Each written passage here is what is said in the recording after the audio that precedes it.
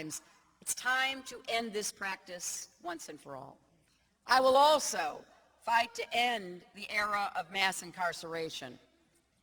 We have 5% of the world's population and 25% of the world's prison population.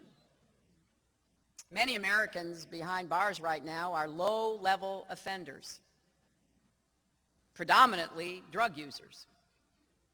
Keeping them in prison does little to reduce crime, but it does a lot to tear families and communities apart.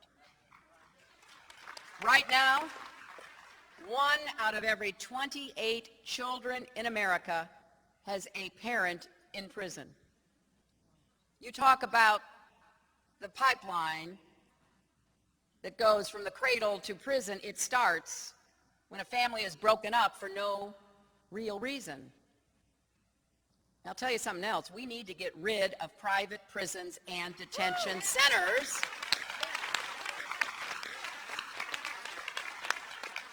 The power to keep people locked up should not be in the hands of unaccountable corporations.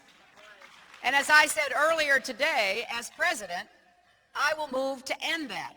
Now, most of those are at the state level, so again, I want to enlist the NAACP to make that an issue. I also want us to eliminate, finally, the disparity in sentencing between crack and cocaine.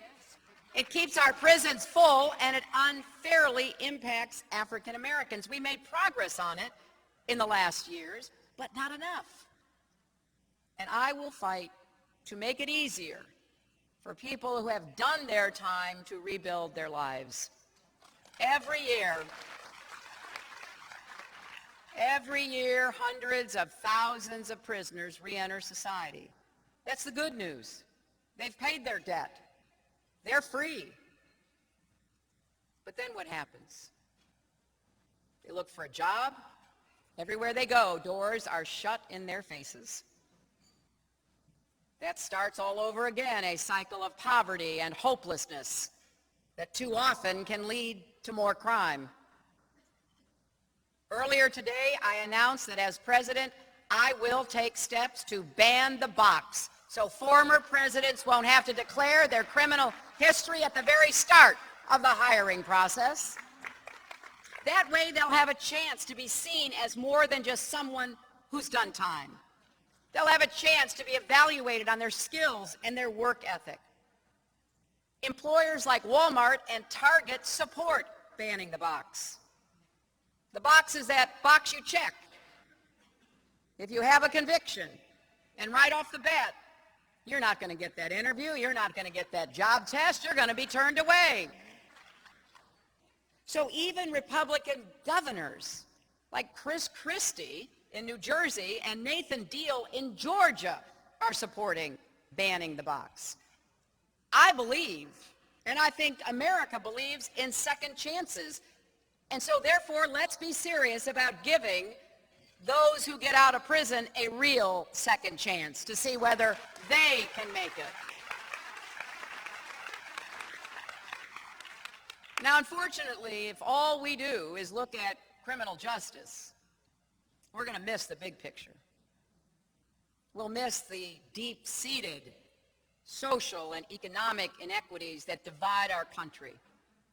And when it comes to addressing them, there's a lot less consensus. There is, in fact, a lot more division. So we're going to have to work and fight that much harder. There's no question that when it comes to jobs, housing, health care, and education, some communities are starting way behind. Not because of anything they've done, but because years of investment and opportunity have just passed them by. Consider this. The average wealth of black families is just $11,000. For white families, it's more than $134,000.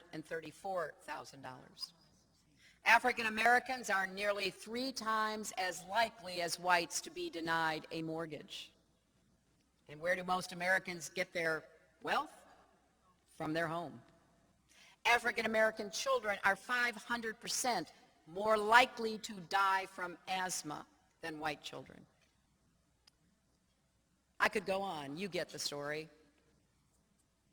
in this greatest of all countries, in this astonishing democracy that has lasted longer than any other, we have work to do. Here's some of the things I believe will help us. I've proposed a new college compact. It will make it possible for you to attend a public college or university without having to borrow a penny to pay for tuition.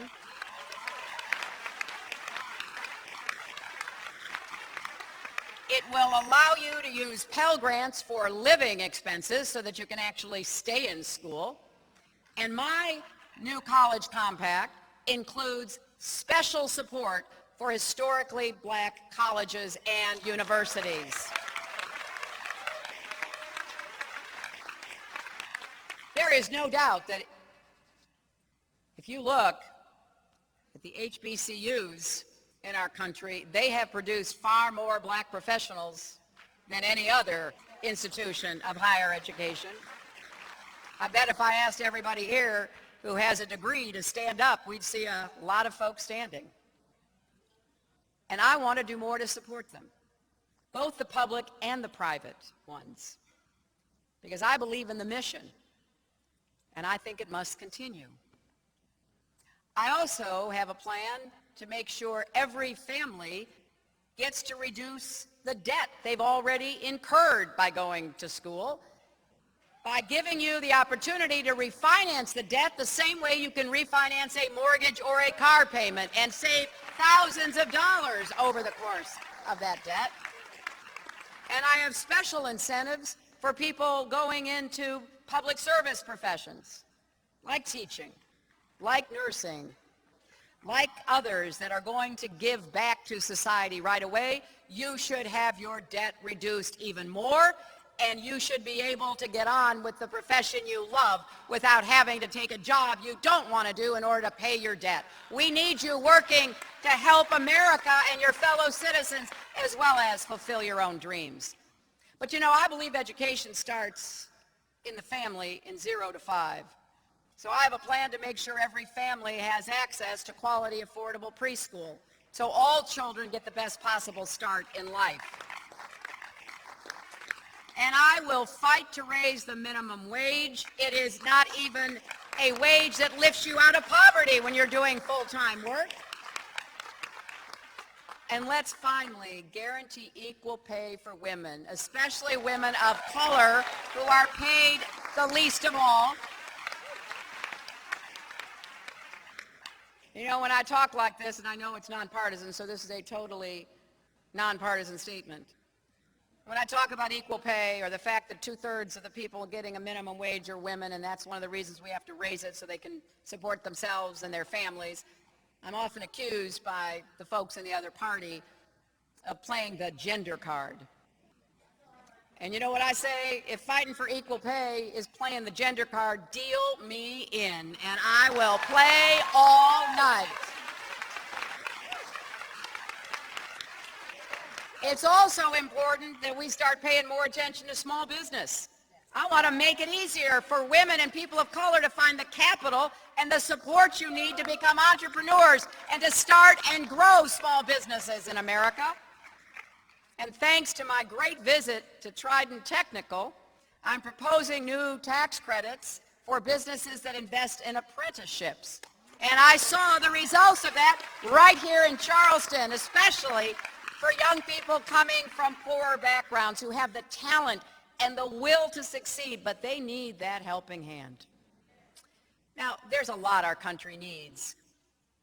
And what I've said is just the start, but Republicans oppose practically all of it. I don't really understand that. No matter what your politics are, you really can't argue with the facts. They want to tear down the Affordable Care Act, which has helped 18 million Americans get quality, affordable health care. And I hope with all my heart that South Carolina will eventually expand Medicaid to the hundreds of thousands of your fellow citizens who need it. They're trying every trick in the book to make it harder for people of color to vote. And every single Republican candidate for president supports economic policies that would further stack the deck in favor of those already at the top, while doing nothing for families trying to work their way or stay in the middle class. And I don't need to tell you this, but some candidates talk in coded racial language about free stuff, about takers and losers. And boy, are they quick to demonize President Obama. This kind of talk has no place in our politics. If anything, we should all be thanking President Obama for saving our economy and leading our country out of the Great Recession.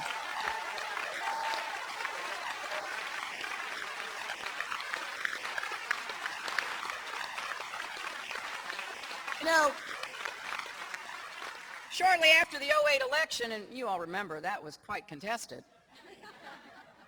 the president-elect called me and asked me to come see him in Chicago. I didn't know why. It turned out he wanted to ask me to be Secretary of State, but when I got there, it was just he and I. He looked at me and he said, "It is so much worse than they told us." We were losing 800,000 jobs every single month. 9 million Americans lost their jobs, 5 million lost their homes, and $13 trillion in family wealth was wiped out. So he really did have to work hard to avoid it becoming even worse. So now, 6.5 years later,